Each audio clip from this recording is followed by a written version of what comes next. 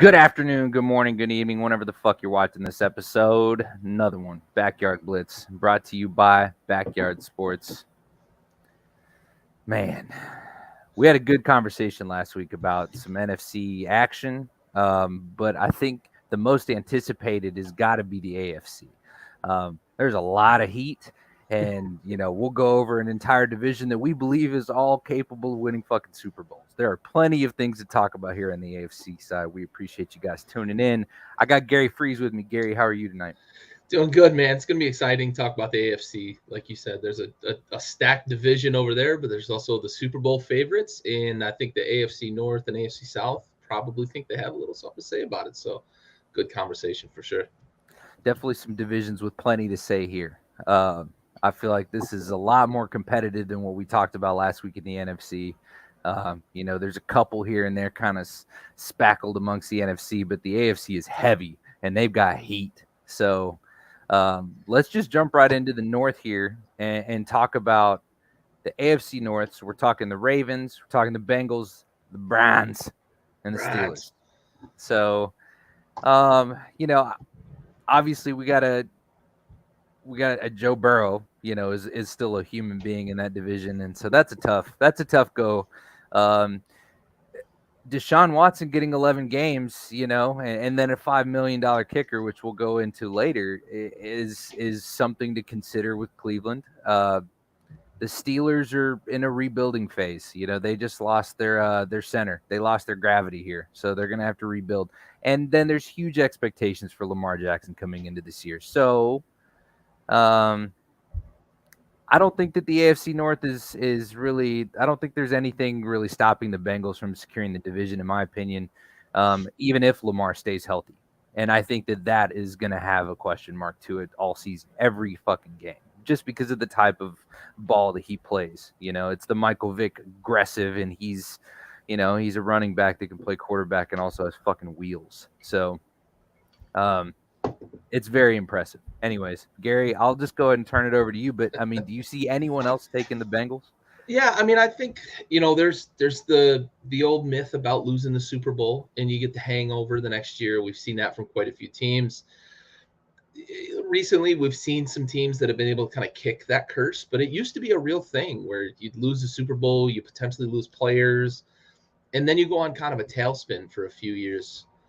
I don't think the Bengals are going to do that because they were able to, in this era of quarterback play, they're able to capitalize on the fact that Joe Burrow's still on his rookie contract. And they've got 2 years of that plus a fifth-year option. And then who knows what they sign him for and where the cap goes, because the number's just going crazy. They're talking about $2 billion for Sunday Ticket. They just signed huge deals with Amazon. Fox is picking up more. They're making games kind of free agency, quote unquote.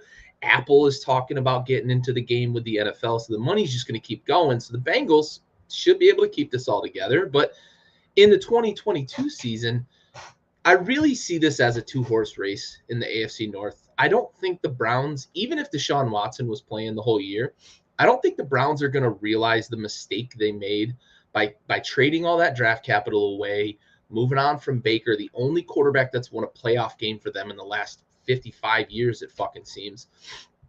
So, he's the first quarterback not named Bernie Kosar, essentially, to win a fucking playoff game for the Browns.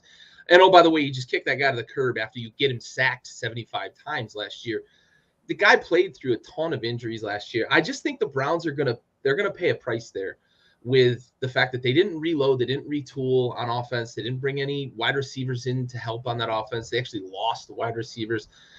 They lost draft picks. Hey, Dad. So I see this as a two-horse race. The Steelers obviously are in rebuild. You mentioned it. They lost their center of gravity with Ben, and Pouncey had retired, and they're really rebuilding that offensive line, which has been bad for a few years. They made a good pick in Kenny Pickett, but I think it's going to be a year, 2 years before he's really ready to take the reins and take that team to the next level. So Bengals, Ravens. That's what I'm looking at in this division. And I hearken back a bit to last year. The Ravens were the 1 seed in the AFC before Lamar Jackson went down. Now, you mentioned it. Lamar Jackson is perpetually an injury risk because of the way he plays, and he's been really good about avoiding injury until last year.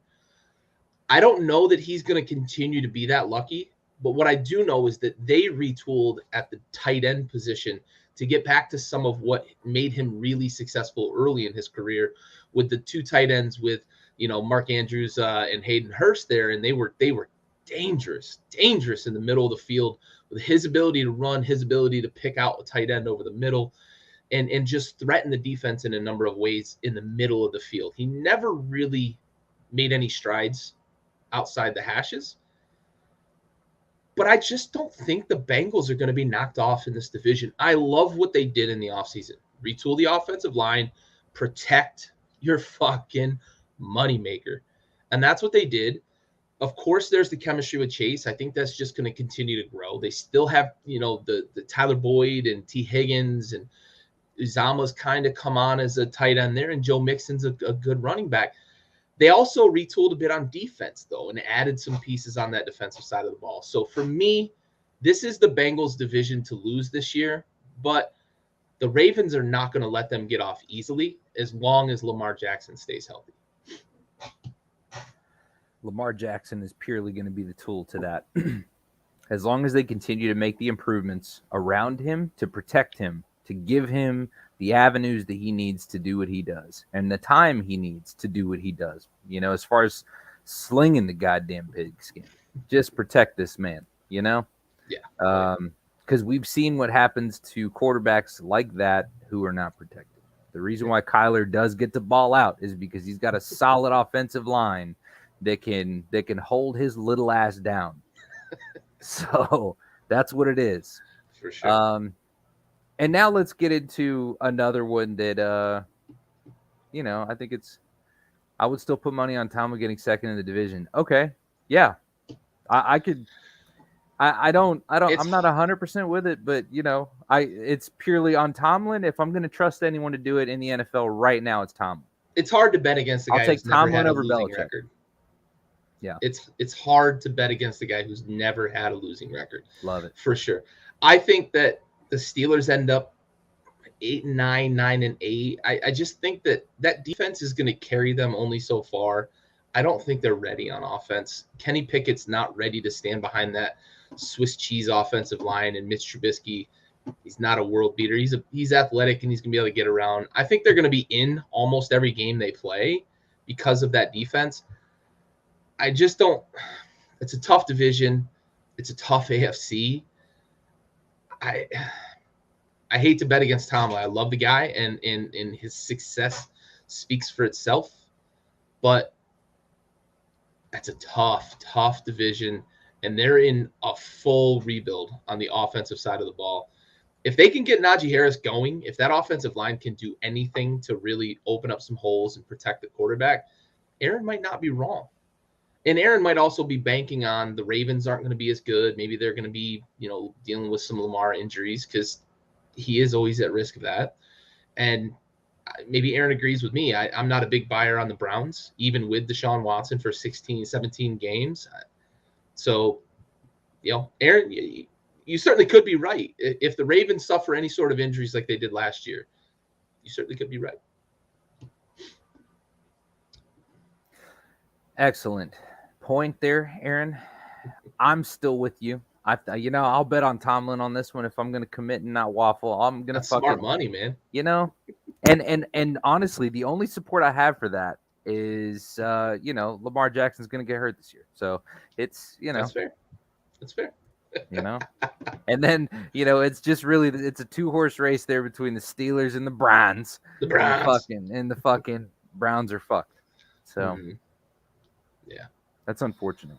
But they made their own bed though. Self-inflicted. Right? Like you traded for a guy who had 24 counts and then got 2 more.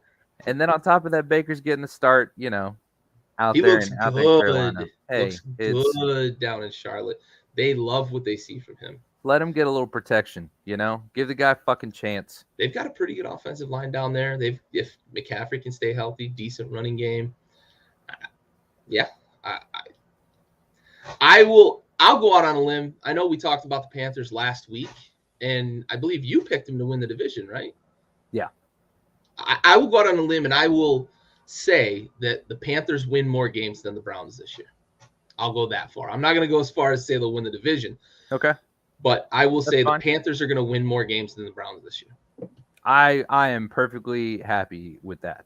And you know what? Who fucking deserves it? The Browns, not their Browns. fans. The No, the organization. city doesn't deserve that, but Jimmy God Haslam damn, does. that's a tough go for them. Mhm. All right. So all in here on the Bills here in the East, right? Let's just get into this one. Is Tua really going to make the change here? Is Milf Hunter going to be the difference maker to take down the Buffalo Bills? I mean, the AFC East is kind of locked down. Yeah, I would agree with you. I think the Dolphins threaten a little bit because of that defense, but they weren't as good last year as we thought they were going to be defensively. The Patriots, maybe. I worry that they don't seem to have an offensive coordinator, and I know Belichick's going to figure it out, right? We just trust that he's going to figure it out, but it's possible that Matt Patricia, a defensive coordinator, a former defensive head coach, is going to be calling plays offensively for the New England Patriots. And I know Mac Jones has full grasp of the offense, and they expect him to be able to kind of be a general on the field, but that Patriots defense is going to be unreal. They've got pass rushers everywhere. They've got 6-7 defensive backs that they love. They don't have a Stephon Gilmore type, the lockdown guy, but they love all of the DBs they can roll out there. They're still pretty strong at safety. They're decent at linebacker. And of course, it's Bill Belichick. But this does feel like it's the Bills and everybody else, right? Like, can you make an argument that either the Dolphins or the Patriots are going to win enough games to keep up with the Bills? Bills have a tough schedule, but so does the rest of the AFC East because they've got common opponents in the AFC North, and they're going to play some AFC West foes, and it's not going to be easy in that division this year. Well, if there's anybody who would have a good opinion about it, it's the Stove himself. Yeah, you busted me, right? I guess I'm a closet Patriots fan now. I'm so glad. Yeah. I'm glad, Stove, now that you're here, we can begin. Thank you. This is an intervention, Gary. You need to fucking jump off that Pat's dick. Look, I'm Bills Mafia at heart, right? I've said that. Right. I love Mm-hmm. My dad's Bills fan. I love what Bills Mafia does. Damn right. It's fun to watch. Mm-hmm. But yet, you think the Patriots are going to be the ones? I don't think the Patriots or the Dolphins can win enough games to keep up. I just think that if you're going to commit to a dark horse there, to a second, the Dolphins. It's the Dolphins. Okay. It is only because I believe that Tyreek Hill makes a difference there, and Jalen Waddle was really, really good last year as a rookie. If Tua is ever going to be successful, and I said this about Carson Wentz last week when we were talking the NFC, if Tua is ever going to be successful in the NFL, it has to be when you've got the Cheetah and Jalen Waddle on the outside to throw to. So if he's going to figure it the fuck out, this is the year he's gone, I think. I don't think they're going to have the patience in Miami to dick around with him any longer with a new young coach that's the fucking wonderkin Kyle Shanahan disciple. They're going to go get somebody next year. Maybe it's Jimmy G. I don't know, but Aaron says, never thought I'd say this, but I'm looking forward to watch the Jets and see those draft picks pan out with a second-year quarterback. That is an excellent point. I am not laughing at you. You'll see in a second what I'm laughing at. This starts it. Yeah, this is just the beginning. I get told to shut the fuck up.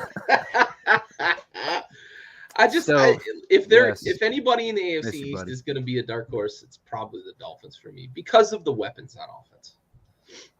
Although Belichick's defense, they might only give up 7 points a game this year. That's how much just ridiculous talent they have on Jets, the ball. Jets, dude. Jets. I'm with it. Fireman Frank. So committing to a team here, no brainer.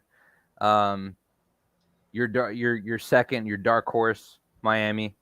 Yeah. I don't feel great about it. I think it's the Bills and everybody else, though. I'll say that. I'm going to continue to do what I do best, and that's be not original. I'm going to stick with Stove, and I'm going with the Jets as the dark horse here. And it's purely because I don't believe in Fat Patricia's ability to fucking call offense. That's fair. I mean, he's a defensive coordinator at heart. My man ain't got receipts, okay? It just maybe he ends up designing an offense that is designed to beat his defense, and then he just self-explodes. On the sideline as they get the Lombardi at the end of the year. Exactly. Look, I will say this closing kind of statement on the AFC East. The Jets are going to be in the basement, in my opinion. I don't see the Jets winning a ton of games this year, but I love what they're doing building around Zach Wilson. If Zach Wilson pans out to be the guy, he's got everything around him. They built the offensive line.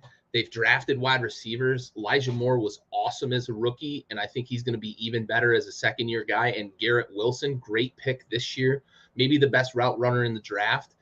And they went and got another running back. Michael Carter is a guy who's a good change of pace, but Breece Hall, remember that name, especially fantasy players, dynasty leagues. But remember that name because he's a dark horse for Rookie of the Year. He is a guy who's impossible to tackle. And Stove and I talked a lot about him last year on Tailgate, and we talked a bit about leading up to the draft. He is impossible to tackle, much like Javonte Williams in Denver. So remember that name, Breece Hall. I love what the Jets are doing. I'll close on that. You need to fucking close on that I you missed in Tailgate. It is Tailgate, not Talgate. Tailgate. I don't know. No, there is. You missed an A. You missed an I there. Frick, damn it. No, it's Frick. fucking not. Stove. Hey, look, the link's just a little further up in the chat. Just hit that bitch and hop on one time just to let him know. Just to let him know, Stove. Anyways, miss you, buddy. All right, so let's jump into the AFC South. So this is another one, you know, we might see some shit, we might not, but teams are Jags, Colts, Texans, and the Titans. I mean, Derrick Henry might be the most scary. He might be the scariest player in the NFL, legitimately. I mean, him and Aaron Donald. Right. Like Aaron Donald's the next person I would think of, but you're 6'5" running. Derrick's faster. 4, yeah, running a 4.4 and taking souls. Like Josh Norman can tell you about having your soul. That poor leave bastard. Your body in midair after he's got to dye his hair back to his normal color because the shit's red now. The man is soulless. The oldest joke on this show. Trash minus shit. Derrick Henry. Okay, yeah. That's fair. But you know what, though? The thing is, though, at the quarterback position, it's enough. It's enough. I worry with the Titans. They're not getting much out of Treylon Burks in camp, and they drafted him to really be that A.J. Brown replacement. Outside of A.J. Brown, they didn't have much. Julio Jones kind of checked out halfway through last year. They don't have much to throw to. So Derrick Henry might face 11 guys in the box this year as opposed to 8 and 9 in the box. Like, legitimately, teams might just say, Ryan Tannehill, whoever you're going to throw to, try, and we'll stop Derrick Henry. I worry this year that the Titans might, as Aaron put it, might literally be trash outside of Derrick Henry. That defense is still good. That offensive line is still one of the best in the league. But if you're running against 9 guys in the box, it's going to be hard, even for a Derrick Henry, to find running room and get anywhere. And I worry that without A.J. Brown, who was a difference maker late in the season for them as when Derrick Henry went down, when A.J. Brown came back, the offense still kind of survived. They don't have him this year. So who the hell is Tannehill going to throw to, especially with the word coming out of camp that Treylon Burks has taken longer to get a hold of the offense and learn and run the right routes and what I think he's going to be a playmaker long term. I don't think he's going to be the answer this year, honestly. Aaron said the whole division. That's fair. Derrick Henry and Jonathan Taylor, right? Let's be fair to Jonathan Taylor. Guy's a stud. Derrick Henry's a stud. But that whole division, you're on mute, bud. Let us have it. Let it rip. I'm not trying to hear this shit. Like, Matty Ice is not over. Like, stop with this shit. All right? No, he's not. We're gonna see some shit, and I'll tell us a fucking on site, my guy. Come get the smoke. I will not hear that Matty Ice is fucking through. Okay, we haven't seen him with help. We'll see it after this year. Then I would absolutely concede. If he bombs, then I'll concede.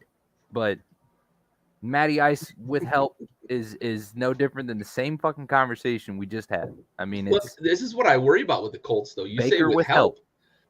I mean, outside of Jonathan Taylor, can you name another player on that team on the offense?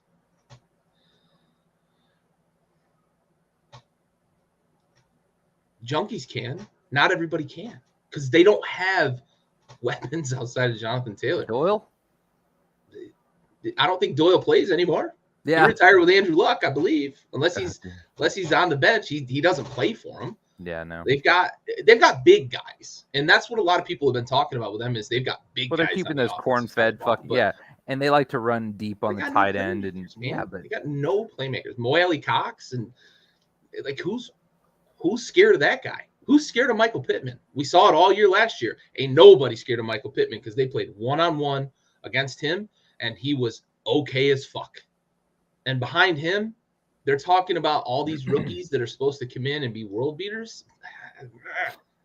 It ain't showing at camp, I can tell you that. Okay, so then moving on from the Colts, let's go to the Jacksonville. I don't think there's really much to talk about here, right? Like they're just. I hope for Trevor Lawrence's sake that he and Doug Peterson get on the same page and we see some growth from Lawrence this year because he was real bad last year. But I'm going to give him the wash. He gets a clean slate because Urban Meyer, everywhere he goes, is an absolute fucking liquid trash fire. So Lawrence gets a pass for last year. Let's see what he can do with Doug Peterson in-house. Peterson did good things with Wentz. He did some good things with Hurts a little bit early on in Hurts' career. Let's see what he can do with Trevor Lawrence. That's really it. I mean, if you're a Jacksonville fan, that has to be what you're watching this year. Is Trevor Lawrence the guy, or are we going to be perpetually chasing the quarterback position? That's also a good point, Aaron. Yeah, I mean he's a little scrawny. He's gonna break real fucking easy. Is there anything remarkable that we need to talk about with Houston? Yeah, I think the only thing is the quarterback position in Houston. It's going to be a long rebuild for them. The trade of Deshaun Watson and the draft picks they got back, they're going to use that capital, Jesus, to try to build around Davis Mills. Yeah, very. Davis Mills, who was an absolute gem last year, a diamond in the rough that they found in the draft that I don't think anybody expected anything from him. I think everybody expected the Texans were going to be 2-15 and trash cans of the league because Deshaun Watson wasn't playing. Davis Mills can play. He can sling the rocks, got a big arm, smart guy, Stanford guy, and he looks like he can play. So if they get growth out of him in year 2 and they use that draft capital, Jesus fucking Christ, I can't say that word, to build around him, Davis Mills could be the guy in Houston, and the rebuild takes 5 years less if you're not searching for a quarterback.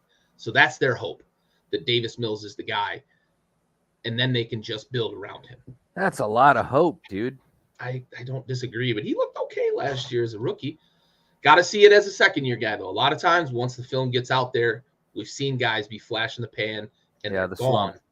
Yeah, so he's got to grow. He's got to show that he can be the guy when the film's out there that can still beat defenses. Yeah, and I think other than that, I mean, this whole division is just a fucking dumpster fire, man. Who you got winning this division? I mean, I feel like the safest bet, assuming that Derek stays healthy, is the Titans. I don't have a lot of faith in the progress that Houston will make this year. I don't have any faith in Trevor Lawrence, and I mean, there's definitely some benefit of the doubt needed to be given because of Urban. But all I'm saying is that there's got to be some mutual accountability there. Yep. So Titans to win the division, dark horses Colts. I'm really tossed up in this. I think 10 wins is going to win this division this year because I think the Titans are going to take a step back without A.J. Brown. And Derrick Henry, the foot injury scares me a bit. If he's 100% healthy, obviously Derrick Henry is the difference maker. But I'm going Colts. I'm going to go Colts, win it, 10 games. But I'm tossed up. I don't even know that I want to say dark horse. It's flip a coin, Colts, Titans. Yeah.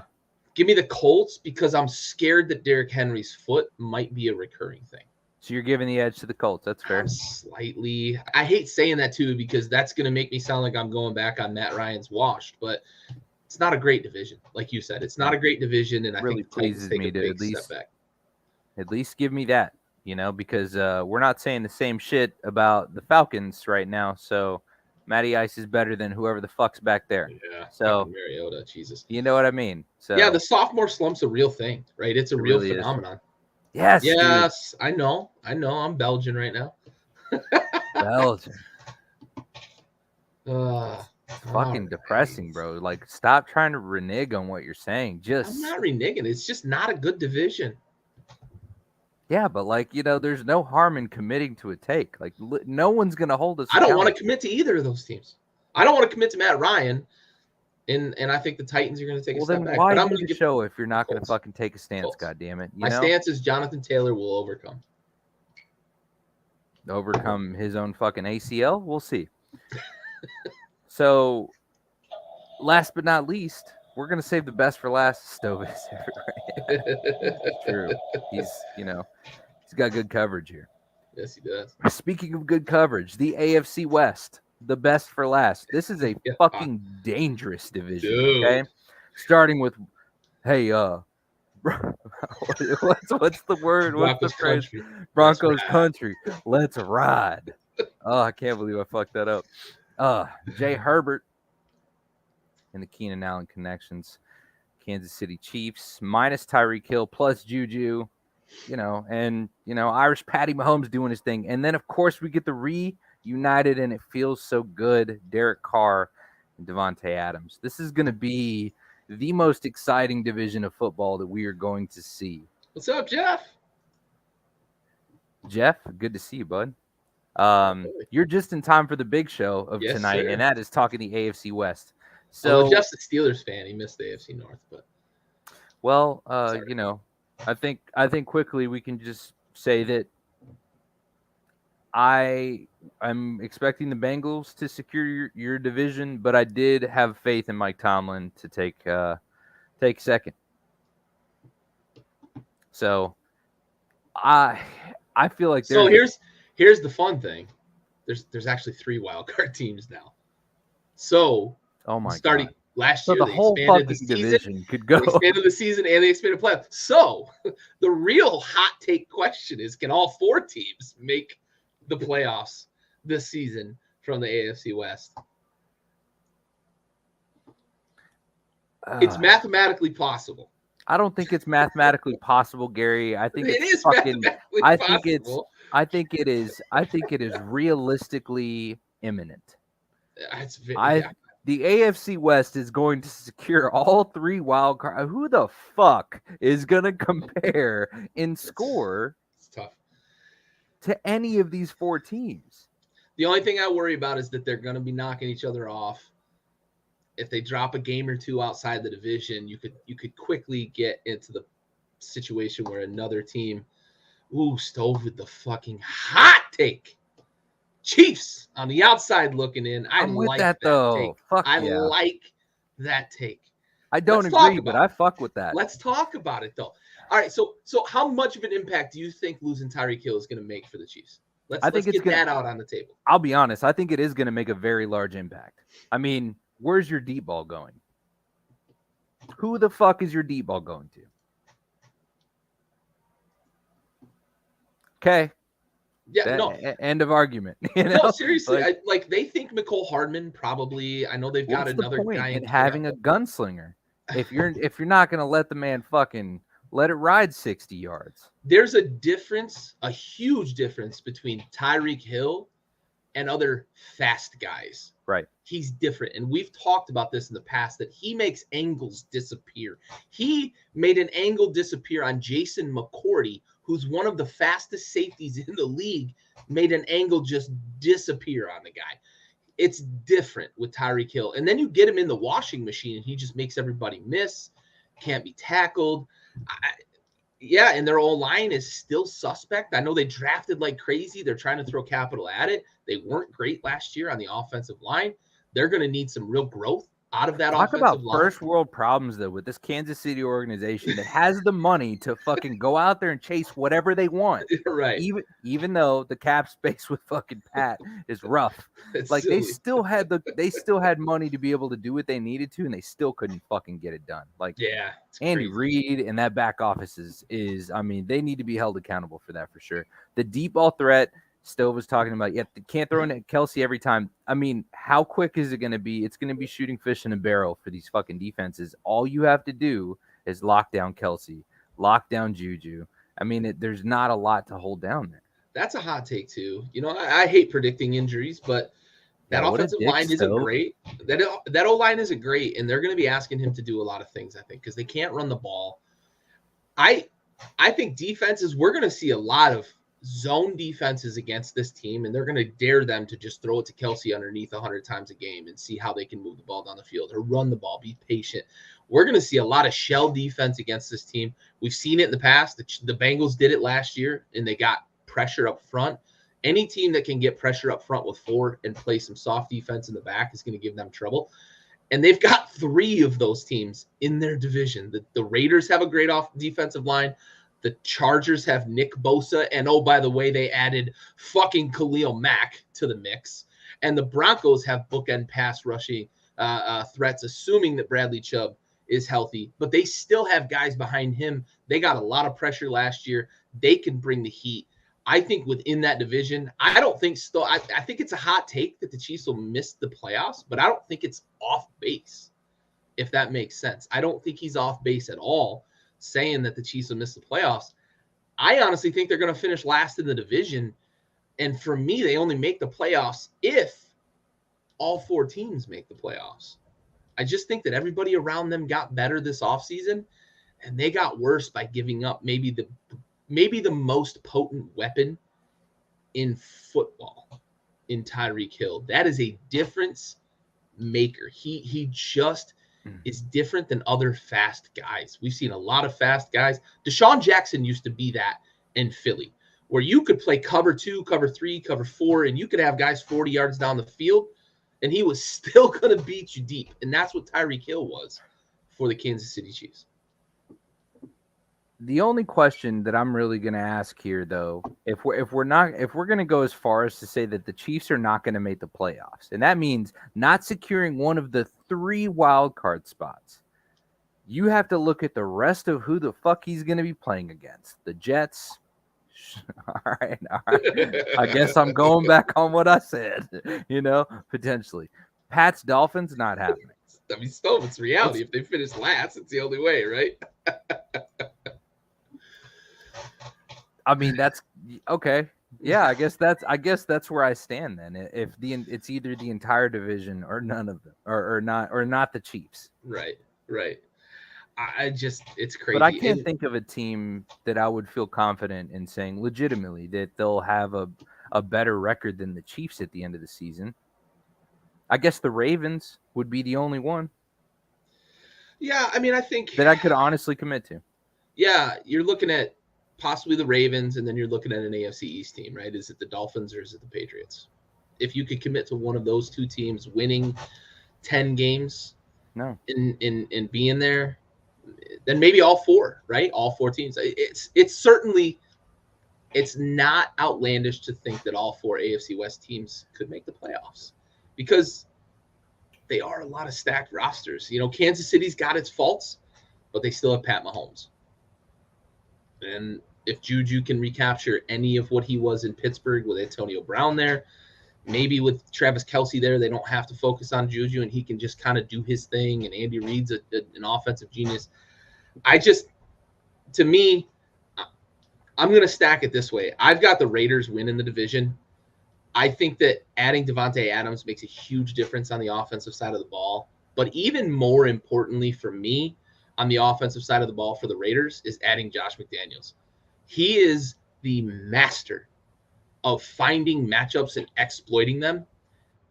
And he's got a guy now that he didn't have in New England, except for when Randy Moss was there, who is basically matchup proof in Devontae Adams. Imagine just the offensive genius. Yeah, I agree 100% with Stowe about Juju. I'm out on Juju. But I don't like him as a person, but I do believe he's going to have a bounce back year. I really do. But I just think in That's a beautiful take. That's a beautiful take.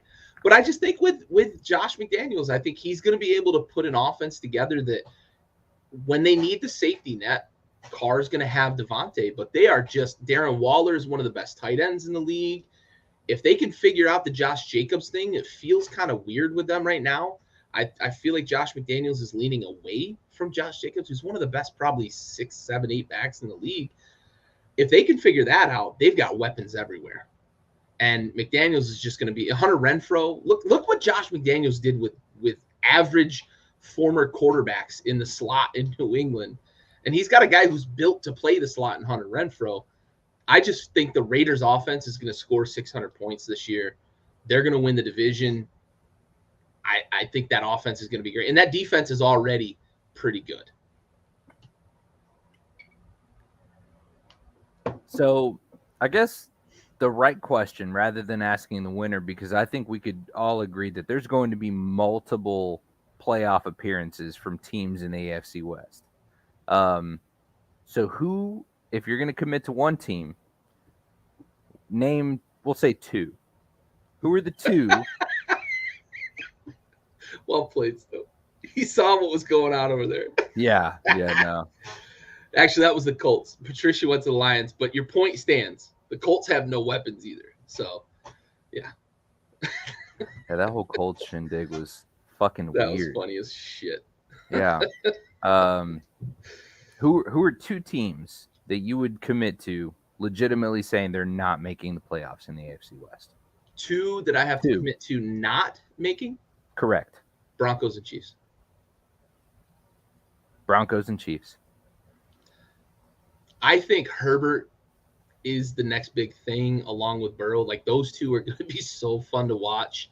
Try to catch up with Josh Allen in the AFC and Mahomes. Like the AFC is so stacked with quarter. It's unbelievable to think of what's going on in the AFC right now at the quarterback position. But I love what Herbert's doing. Give Broncos, Chiefs finish 3rd and 4th in that division. And if 2 teams from other divisions find a way to win enough games, those 2 teams would be out. Yeah, I mean, we've talked about, and I've talked about the idea of all 4 of these teams making it to the division. But if I had to commit to one not going, it's the Broncos. I would. Broncos are the going to be the worst team in that division if I was to guess, and that's just because I don't have the faith in Russell Wilson being able to turn that, to make this offense gel and make it successful in a year. I think it could take time and he could still do it. I don't think he's out of gas by any means, but I just don't expect that to happen this year, period. That's fair. And I think that Russ gets a lot of credit for some of the things that went on in Seattle that weren't his doing. So I can't disagree with you there. I think that's fair to say that they might struggle in the first year, especially. I also don't know that I trust a lot of what goes on the outside on that Broncos offense, and they lost Noah Fant. Noah Fant's a big deal. And they're putting the high in the mile high city. The Lechuga del Diablo, baby. Yes, sir. But I don't know that I love Jerry Jeudy. I don't know that I love Cortland Sutton. I don't know. Tim Patrick already went down. I do like the running backs that they have. And if they ask Russ to just be kind of what he was in Seattle plus a little bit early in his career, be a guy that can make some plays, but be a game manager, let Javonte Williams and Melvin Gordon kind of dictate the pace and let the defense play, they might win a bunch of games. But I don't think at this point in his career, Russ is willing to take a back seat. So I think we're going to see Russ try to throw the ball a lot. I don't love the weapons that they have in Denver as much as maybe other people do. I don't think Jerry Jeudy and Cortland Sutton are difference makers in an offense. I think Jerry Jeudy would maybe be he's a great support, but he can't be the He'd be a number 2 that I would love in a lot of places. Exactly. If he was a number 2, but they're asking him to be the number 1. Yeah, They're asking him and Sutton to kind of be 1 and 1A, and I don't Right. think that's what they are. I think they're both number 2s. I agree. Yeah, I mean, I don't disagree. Like, I think in Seattle with DK and Tyler Lockett and the running backs that they were able to kind of churn out there, I think he had opportunities there. I don't think that they have that level of wide receiver play in Denver. I think the problem in Seattle was that they threw too much. They would have had another Super Bowl. ask Marshawn Lynch about that. Dad, I think that's a good point, right? The underlying point of what you're saying there. I don't think he does. I think that he's going to go to Denver. Maybe they win some games because of what they've got going on there, but they're in a really tough division. They're in a really tough conference. I don't think that there's enough juice left in the tank for Russ to bring them out of the doldrums. And he gets paid too goddamn much. You know, he's a guy that's always bitched about, I don't have this, I don't have that, just like Rodgers in Green Bay. But then every fucking offseason, he wants a fucking pay raise. Like, you can't have both. So I agree with your underlying point there, Dad. I just don't know that we're going to see Russ ride off into the sunset with the Broncos with a Super Bowl trophy. Let's ride. I can't wait. Can't wait till we get to that. But we do, however, bring this to a close. Winning the division. Who do we got going down? We haven't really covered the Chargers, but, you know. I've got the Raiders. I've got the Raiders. I like what they had in place last year, and you add Devontae Adams. Oh, absolutely. The Chargers are. I think both of those teams are going to be 12-plus win teams. I've got the Chargers and the Raiders, and it's going to be either a tiebreaker or one of those teams is going to finish with 13 and the other one finishes with 12. Unless they have to rely on their bench, in which case, you know, we're seeing here in the preseason 0-2. Not a good look. Get it together, boys. It's preseason, I guess. Yeah, we'll just. You don't run much out there in the preseason. The preseason means even less now than it ever really has. Yeah, he doesn't have a good history of doing that, though, and that's kind of my problem. I will say, though, if they play that brand of football, they've got the running backs, they've got the horses to play that brand of football. And if they run the ball well and ask Russ to win off of play action and just make some plays here and there, I think the Broncos can win a lot of games. I don't think that's what they're going to do, though. You don't trade the farm, essentially, for Russell Wilson and then ask him to just turn around and hand the ball off to Javonte Williams, who, for all of you fantasy players out there, if you don't get him, if you're on the board after pick number 4, 5, 6, and you don't get Javonte Williams, if he's available, you're making a mistake. That dude is impossible to tackle. He led the league in broken tackles as a rookie, and now he's going to be the workhorse there. If they play that brand of football, I think the Broncos can win a lot of games because that defense is good. Like I said, I don't think that's what they're going to do because you don't trade for Russ and then ask him to just hand the ball off. Well, let's hope for his sake and for his health that he goes the route of handing the fucking ball off and not having to rely on Jerry Jeudy to get all his fucking tutties.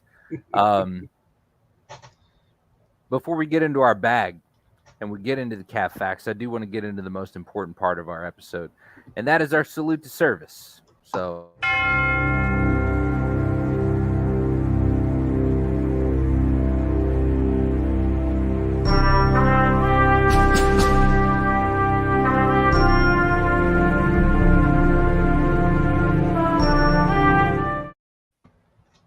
This week's episode is going to be dedicated to Master Sergeant Jose J. Gonzalez, who passed away August 21st, 2019, serving during Operation Freedom's Sentinel.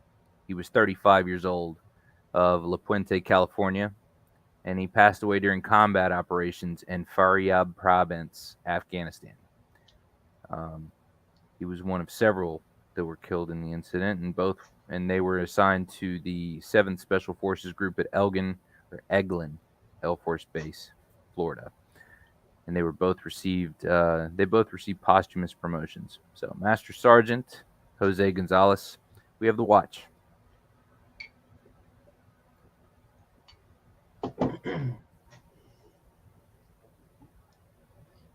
All right. You ready to get in our bag? Time to get in our bag.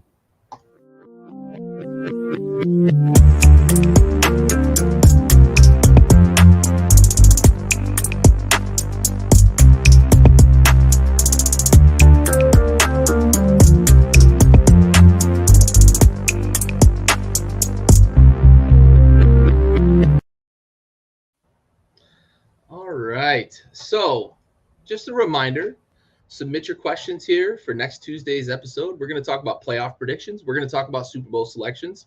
However, this week we got one question from one of our fans here, George Parker, who asks, with the Bills opening against the Rams, Titans, Dolphins, Ravens, Steelers, Chiefs, Packers, that's a tough schedule to open the season.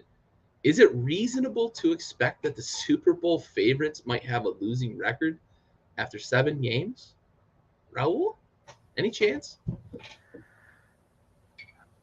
No.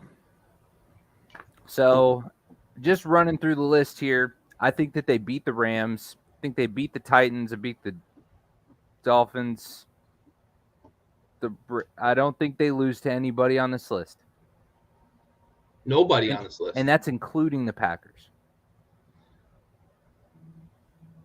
I don't think that they lose. I don't think that they lose to anybody on that list. I like that prediction. 6-1. I think who's the one? Is it I'm is closer it the Packers? to Stove. I look at that Rams opening game. It's in LA.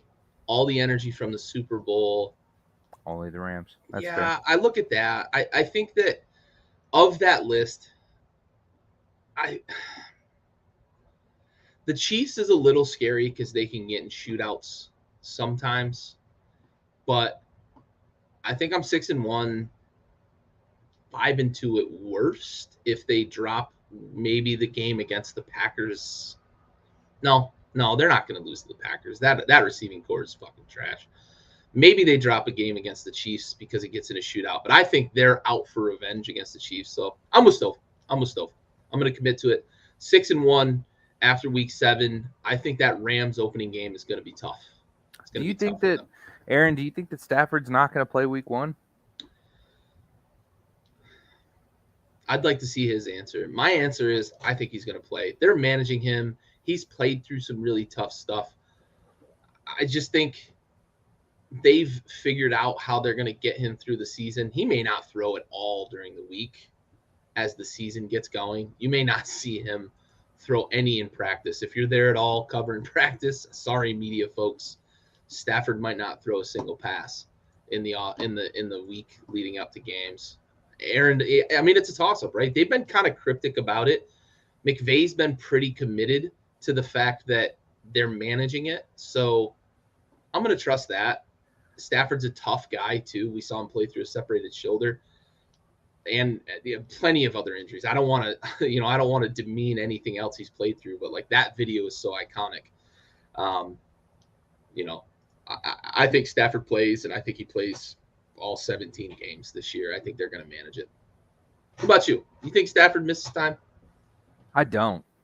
I don't think he has it in him. I think now that he's got blood in the water. You know what I mean? Like he's coming off on the a ring. winning team. There is no fucking chance he's going to give up a game. He's on a winning team. He was playing hurt for a dog shit. I was going to say that man would take a fine to play for this team. I'm dead ass. Right. Like there's no chance that this dude doesn't play. Right. Oh. You have to drag him off the field for him not to play, I think, for the Rams. Big facts. Big Speaking of facts. So let's just jump right into that.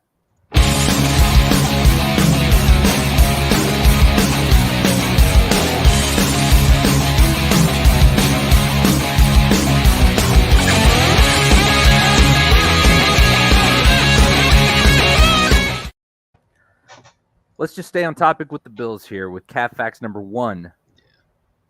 Henry. All right, sorry. Let me get that up. I wanted to get Aaron's comment up there because it's a decent point. Derrick Henry is a bit of a difference maker. However, Cat Facts. The Buffalo Bills are deservedly the Super Bowl favorites at plus 600.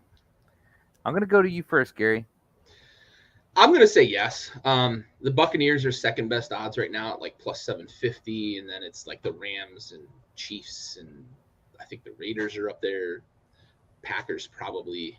But the Bills, to me, what they did last year defensively, being the number one defensive team in the league, I look at the AFC Championship game last year as kind of a weird anomaly or not the championship, sorry, the divisional round where they lost to the Chiefs and would have gone to the AFC Championship. And I'm confident that they would have beaten the Bengals and we probably would have seen the Bills in the Super Bowl last year. But it's one of those things, and I mentioned it a moment ago, that they just seem to be able to get into a shootout with the Chiefs all the time. It's like they just find a way to make this game a shootout.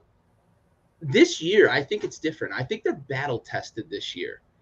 I think the Bills have built to the point where they know what they have, who they are, and how to beat other teams. They're going to get after the quarterback. They have drafted so much and added so much. They signed Von Miller this offseason with pass rush. They're getting after the quarterback. They've got big guys in the middle that can stop the run. They've got really good linebacker play. And, oh, by the way, they've got the two best safeties in football, the best safety tandem. I shouldn't say two best safeties. The best safety tandem in football, and on the back end of that defense. And they've got Tre'Davious White potentially coming back this year as maybe the best corner in football when he's healthy. He was dinged up last year. I do think that the Bills are deservedly the Super Bowl favorite because I look at the track record and I look at what they did this offseason, addressing some of the holes that they had. I'm going to tell you the sneaky best move that I think they made all offseason was drafting James Cook. And he's proven it in the preseason. I'd love to see how it translates to the regular season. He's a guy who fits that offense so perfectly. They're going to ask him to hit the edge. They're going to ask him to be a safety valve for Josh Allen. They're going to ask him to work with Allen in the zone reads. I think James Cook has potential to be the rookie of the year this year because of what he's going to be able to do in this Bills offense. They're not going to ask him to do a lot. They're just going to ask him to be good at what he does best, and that's push the edge, run those zone reads, and be a guy who's elusive in that offense and catch the ball out of the backfield. And that's what he did really good at Georgia, and I think that translates to this Buffalo Bills offense. They are deservedly the Super Bowl favorite for me. Solid pass rush. Yeah. Oh, yeah. Von Miller's such a good mentor to have in that locker room, too, with those young pass rushers that they have. And look at him trying to hustle OBJ. Oh, yeah, yeah. Imagine they had OBJ to that offense. Jesus. He won't be healthy till week 12 or 13, but imagine adding OBJ to your offense in week 12 or 13. Ask the Rams how that worked out because they won a Super Bowl last year. Oh, man. You just got, like, you got to already deal with Diggs. You know, and then you're gonna all set. And don't sleep on Gabe Davis, big body guy who can go deep down the field. I think it's deservedly so, only because I feel like the Bills would have won the Super Bowl had the been. You know, I feel like had they won the conference championship, they would have won. I mean, they would have won the Super Bowl. They were my early favorites last year to turn around and win it. I don't see anything stopping that from happening. This is a solid team that is hungry. They've already had the taste of what it takes to get there. The camaraderie behind the locker room, as far as we know, I mean, as far as everything we've ever seen on social media ever, which is, you know, could be planted. But, I mean, one thing is for sure is that you know for sure that Diggs and loves his quarterback, and his quarterback loves Diggs. Knox sneaky, prolific tight end. Big time red zone target. Yeah. He's got some early onset Gronk syndrome, you know, and I'm kind of with it. I really am, dude. I just feel like the Buffalo Bills are going to be deservedly so for the Bills Mafia alone, Super Bowl champions next year. Facts. All right, so let's jump into the next one. All right, so Cap or Facts, the NFL knew exactly what it was doing with the 11-game suspension of Deshaun Watson, meaning that he'll make his return against the Texans. So, coinky dank, Cap or Facts? It's not a coincidence. They knew exactly what they were doing. This is telling a story. This is building a storyline. This is the NFL trying to brand it. This is also the NFL seeing an opportunity. The NFL doesn't miss opportunities, right? This is the NFL seeing an opportunity to do two things. One, look like they're tough against sexual harassment, sexual assault, man-on-woman violence, all that stuff, although they've proven historically that they are not at all concerned with such things unless they can make a story out of it in the public eye, and that's what they're doing here with Deshaun Watson. I don't condone if all of these allegations are true, right? Because we don't even know if the allegations are true. It's just this pattern of behavior, which is fucking lewd and disgusting, and he should be punished to the fullest of his ability, to the fullest of the legal ability, if they're all true. But they haven't even made it to trial.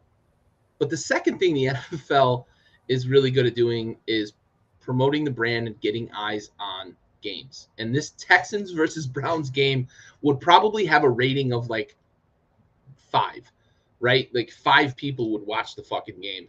But because it's Deshaun Watson, and because there was all this offseason drama, and because he's returning to Houston for his first game back after suspension, you're going to get eyes on it from people who hate him. You're going to get eyes on it from people who are anti, sexual harassment, etc. And also you're going to get people who just love the intrigue of it, in addition to Browns and Texans fans that you're going to get on the game. So the NFL knew precisely what it was doing when they suspended him. Exactly. How do you come up with that fucking random number?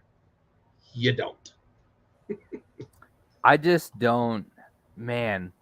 I feel like there's a lot of things that you got to kind of not take your own morality into when you're seeing shit like this, and then you see this happen, and then you're like, oh well, 11 games, thank God it's more. And then you see the 5 million, and then you're like, yes, dude, and that should go to something, and then you see that he comes back against the Texans, and it was like, motherfucker. Well, and it was said, but the idea of him overturning a female judge is, I mean, it's I'm not gonna nonsense. I'm not trying to go full aluminum foil here, but but again, the NFL is so subtly the WWE, and it's not even subtle anymore. It's just not subtle anymore. It's pre-planned. I mean, the wins maybe are not pre-planned, but the drama and bullshit that happens around it is purely clickbait. It is the most generic form of entertainment. And here's the thing, as a fan, I can understand their need to want to try to fulfill that entertainment value because of the people that watch. For the most part, the avid fan doesn't give a shit about the season. They care about their team, and then they like seeing all the drama on Twitter, but I'm not a football purist, but Jesus, man, just let the game play, Right. Let's not try to monetize off of somebody who is an absolute human piece of fucking garbage.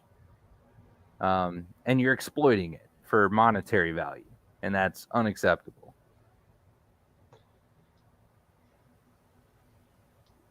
Yeah, we've seen situations like this. It's all about protecting the shield, and we know that about the NFL. And I know that's what Stove is kind of getting at with this. I'm also with that. It's only about protecting the shield, and that's what this is about. I just, the storyline is the storyline. He's coming back against the Texans, and the sensitivity training, that's kind of weird. And then the Browns built into the contract that he has to have a team approved massage therapist. It's all nonsense. And I don't think any of us are going to disagree on that. The innocent to proven guilty thing is a little bit different, right? When you own a corporation, perception is a thing that you can make decisions based on, right? It's not always just about the legal process. Often the NFL does say we're going to let the legal process play out, but if I'm a business owner and I've got somebody out there who's being accused of a ton of things, like, I can fire them on the grounds of the defamation of image and those sorts of things.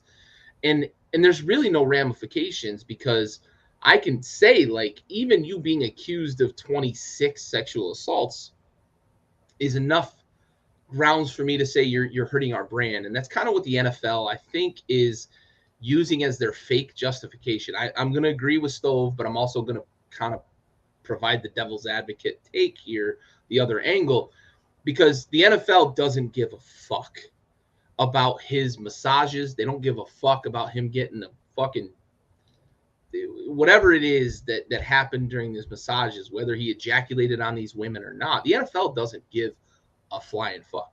It's all about the image. It's all about the perception, and it's all about protecting the shield. And even this, like, you're right, Stove, but Judge Sue was not part of a legal process. It was part of a civil process. And that's the difference here, that they're just trying to protect the brand. It's bullshit. I will not disagree. I agree 100%. It's bullshit. It's nonsense. We're all going through the motions here. But this is only about protecting the shield. He hasn't been convicted of anything. I'll give you that. It's all lewd. It's nonsense. If he is guilty of these things, he should be punished. But this is only about protecting the shield and protecting the brand. And the NFL knew exactly what they were doing with 11 games. So, facts. To bring it full circle. Fair enough. And but Stove's not wrong with his takes. I don't want to make it sound like I'm disagreeing with Stove, because he's absolutely right. This whole process is nonsense. I think it's really simple. They just should have gotten it right the first time as far as the punishments are concerned. They just have to go off of what they know. They commit to the punishment, and then there's no bullshit after that where they like kind of rescind or review. Like, just fucking commit to it off the bat. Don't let social media dictate what the fuck is happening. But like, you should have got it right the first time. It's simple. You need to be as you've got to exercise the appropriate discretion, because you're the National Football League. Feeling like Judge Sue's decision was made knowing that the NFL was going to appeal and elevate it to 11, and that's what I feel like, and that makes me feel even more like this whole process was a kangaroo court, and it's fucking total nonsense. She said 6 because the NFL said, "Hey, just say 6, and then we're gonna up it because it's gonna make us look good." And get the fuck out of here. It's all just nonsense. They should have, as you put it perfectly, they should have gotten it right the first time, and let's move the fuck on. Right. Ugh. So speaking of moving the fuck on, let's go to the next Cat Facts, which is Cat Facts. Matt Ryan will make a difference for the Colts. Do you think? I'm not even gonna fucking ask you. It's facts, okay? There will be a difference. There will be a difference, period. And I said it last week or the week prior, and I think the reason it's simple. It's he is better than his predecessor. That's what it comes down to. It is straight facts. Stove's got my back. That's what I'm talking about.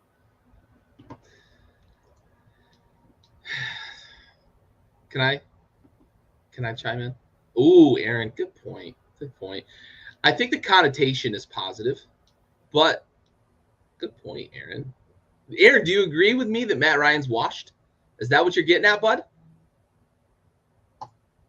I want to hear your take. My turn.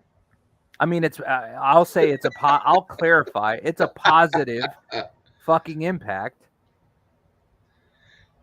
Even taking Aaron's caveat into this, positive or negative, I'm still caps on this, because it wasn't Carson Wentz's fault that they didn't make the playoffs last year. It wasn't Carson Wentz's fault that they lost to the Jacksonville Jaguars.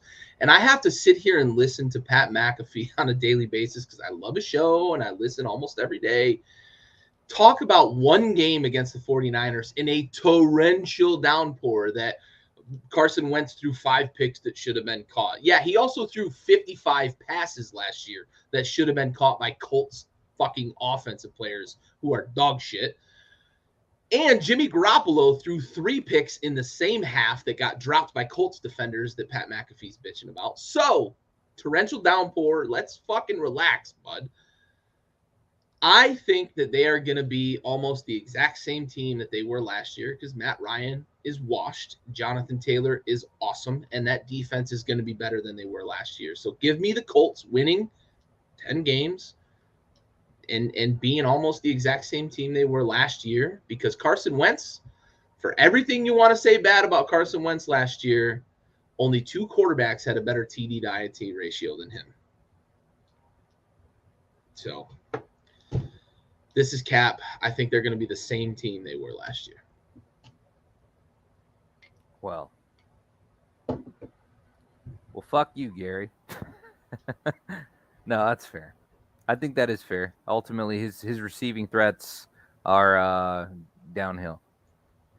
All right. Never was a bit strong, Stove. He was an MVP candidate before he got hurt in Philly. Yes, Foles took that team to a Super Bowl, but he never was.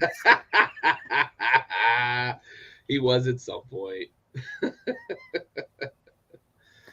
I feel like this is another one of those where, like, you know, you're standing behind Wentz just like you're standing behind Cousins. No. Stove. No. In comparison, I am not. In comparison, this is not me standing behind Wentz. This is me standing behind my take that Matt Ryan is washed. They are not going to be a better team with Matt Ryan.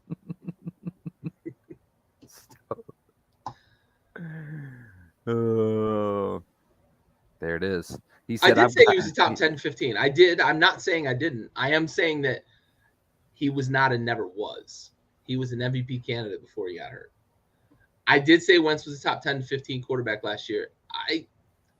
I would probably still stack him against the rest of the league last year. I mean, we could take a look. The only 2 quarterbacks had a better TD and INT ratio than him.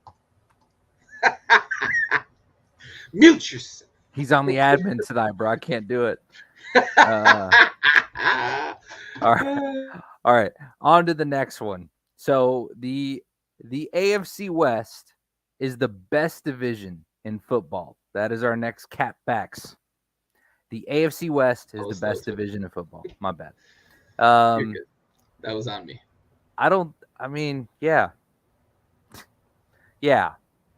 Yeah, like we had a difficult conversation trying to confirm whether or not all 4 teams in that division would make it to the playoffs, but we felt confident enough to say 2 or 3 probably would.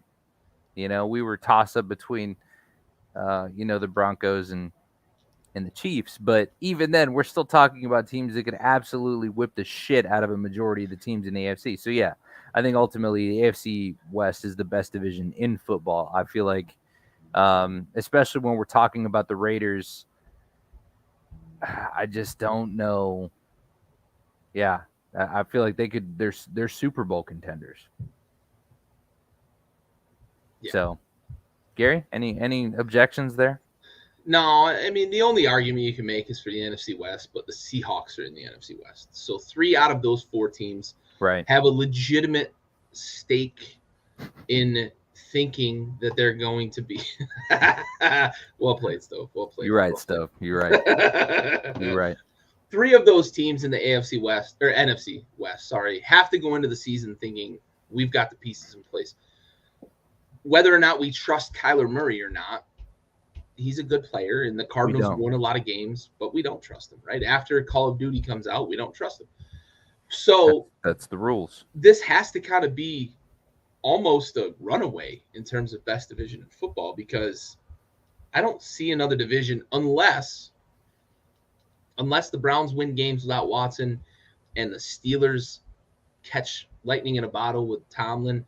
Maybe the AFC North could have a stake by the end of the season. But for me, going into the season, this is absolutely facts. You mentioned it. All 4 teams, if you really wanted to make an argument for them to be Super Bowl contenders, you have a leg to stand on, maybe 2. You don't have that in any other division in football right now in this moment. So this is facts. There we go. Nice and easy. We do have another bonus. We have a little bonus. And we're just going to throw this out here. And I really want to hear from Stove here because I don't think he'll disagree with me. Hold on. Here we go. Let's ride. Let's ride. Broncos. Let's ride. Perfect. Okay. One more time. Broncos country. Let's ride. Broncos country. Let's ride. Broncos country. Let's ride. Broncos country. Let's ride. Broncos country. Let's ride. So our bonus. Oh my god, dude, I fucking can't. The seriousness in his eyes, like this reassuring, let's ride. It's just, God. I'm fucking crying over here. And so the question is, Russell Wilson the cringiest player in football by a wide margin?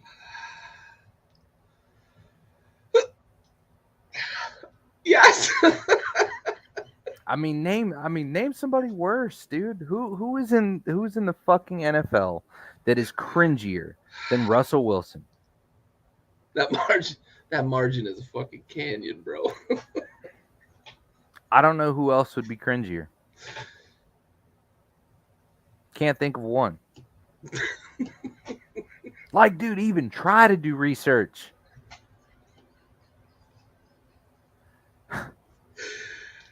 Oh, I loved it. My favorite part was the acknowledgement where he's like, let's ride. It's like, oh, that's good. He's like, okay. Like, he's just going through his fucking lines, dude. He's just he's just a cog in the wheel, you know? This is fucking too much, dude. You pulled out God. Hold my man on. pulled out the video. I got even more. Don't I got you even do more. it. I'm doing it. You son of a bitch. I'm doing it. Are you? Because you're taking a long time. I'm trying to build this up, but Jesus Christ. I'm This is doing the he said 1 second. Here we go. one. No, I can't hear it.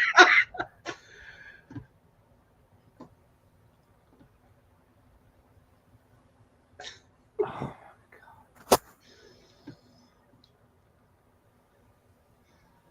God. He's the fucking worst human being on earth, dude. Like, if you haven't already seen this,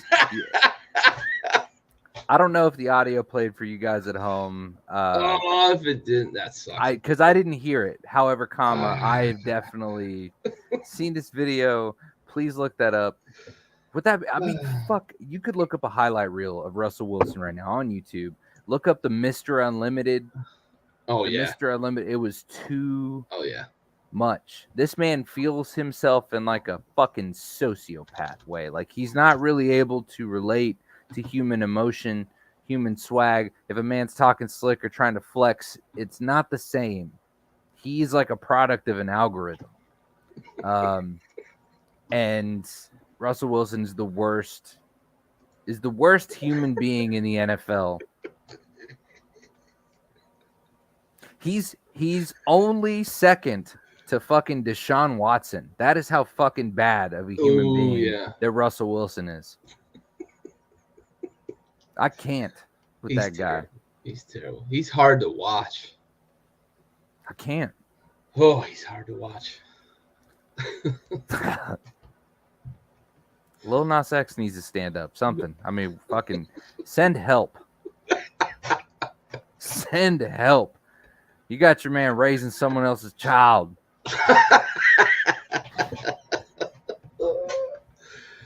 Oh God, he's cringe doesn't even begin to capture Russ Wilson.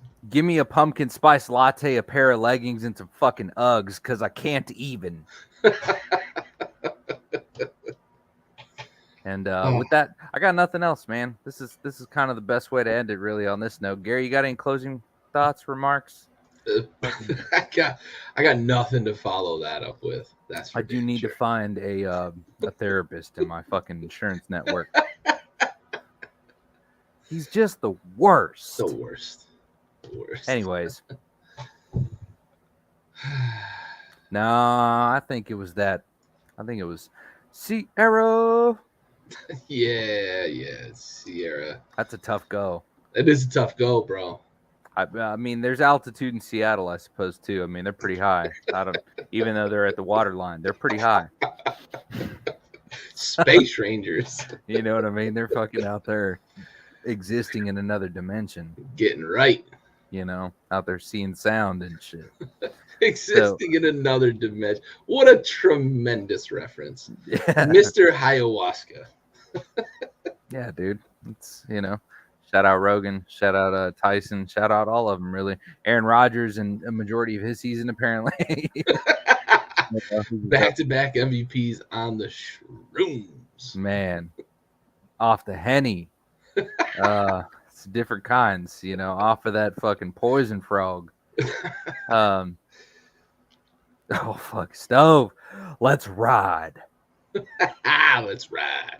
Anyways, Gary Freeze, Raul Herrera, Backyard Sports, Backyard Blitz. We appreciate you guys tuning in. Be sure to check in with us next week. In your bag, you got a question for us. Be sure to send us a DM, send us a message, comment on one of our posts and say, hey, in the bag, ask the question. We'll plug you up. We'll plug you on the show, and we'll be Oh, we went full Deshaun Watson. You know what I mean? Like too much cheese, bro. We'll fucking plug you up. Now we'll plug you in on the show. Be sure to shout you out. Be sure to tune in every Tuesday night, 7:30 p.m. Central Standard, 8:30 Eastern. Thank you guys. We're fucking out of here.